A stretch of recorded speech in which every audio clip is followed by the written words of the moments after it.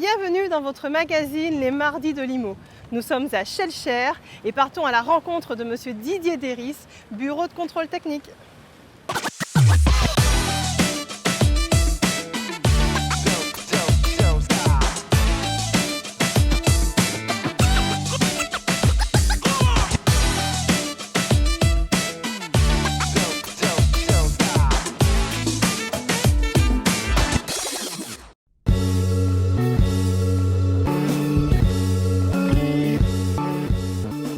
Monsieur Derys, ma première interrogation, quelles sont les missions d'un bureau de contrôle en Martinique? Alors, un bureau de contrôle, c'est un organisme qui est agréé par l'État et cet organisme a un certain nombre de missions qui concernent le bâtiment.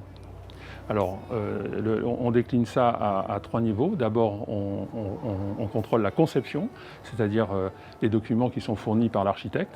Oui. Puis, on contrôle les plans d'exécution, donc ce sont plutôt des plans qui sont fournis par les bureaux d'études. Et ensuite, on suit l'exécution qui est réalisée par les entrepreneurs jusqu'à la fin du chantier où on fait ce qu'on appelle un rapport final. Donc nous avons différents types de missions. Donc on a une mission qui est liée à la solidité, qui est donc la construction du bâtiment. La sécurité incendie, car on est des spécialistes de la sécurité incendie et donc on vérifie qu'en cas d'incendie, le bâtiment va tenir.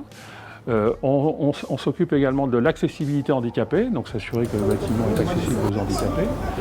On s'occupe des missions sur le parasismique et paracyclonique, donc tout ce qui est lié au risque. Et puis nous faisons également ce qu'on appelle la coordination SPS, c'est-à-dire la sécurité sur les chantiers.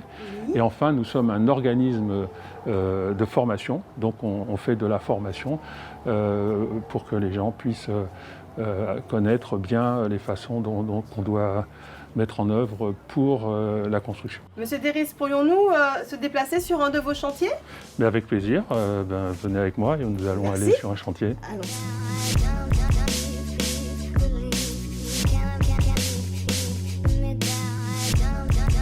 Monsieur Derys, nous sommes sur un chantier que vous avez suivi. Tout à fait. Nous sommes à Dillon, c'est Oui. un chantier qui s'est achevé il y a 2 ans à peu Oui, près. tout à fait. On est aux normes parasismiques et paracycloniques. Absolument, absolument.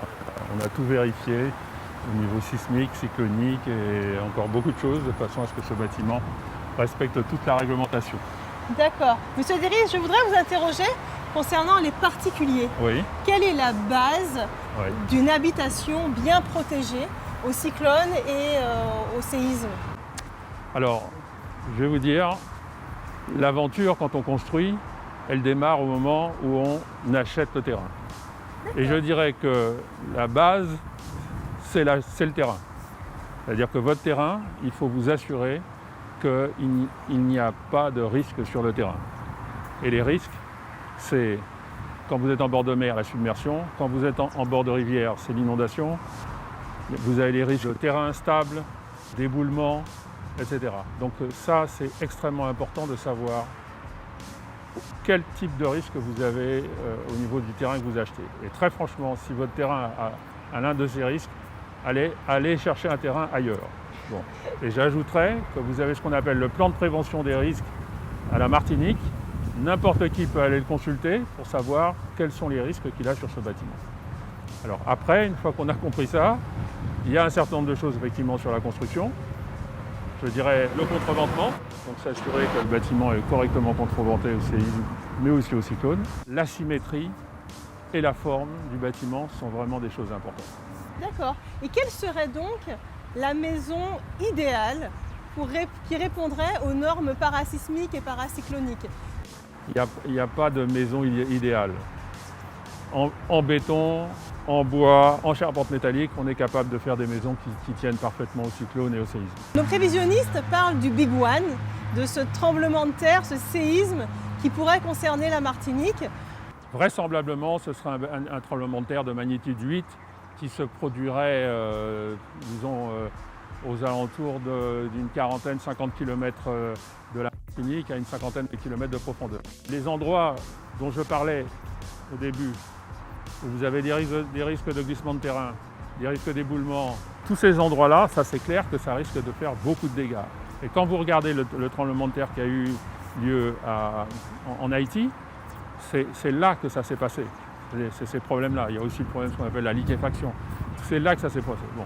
En ce qui concerne les maisons, si les maisons sont bien construites, si elles sont avec le plus de symétrie possible, avec des contreventements, elles vont passer le tremblement de terre sans problème. C'est-à-dire que les maisons ne vont pas tomber, etc. quoi. Donc tout ça est tout à fait gérable et possible. Monsieur Deris, je vous remercie pour toutes ces précisions. Nous nous retrouvons la semaine prochaine pour un nouveau numéro des Mardis de Limo.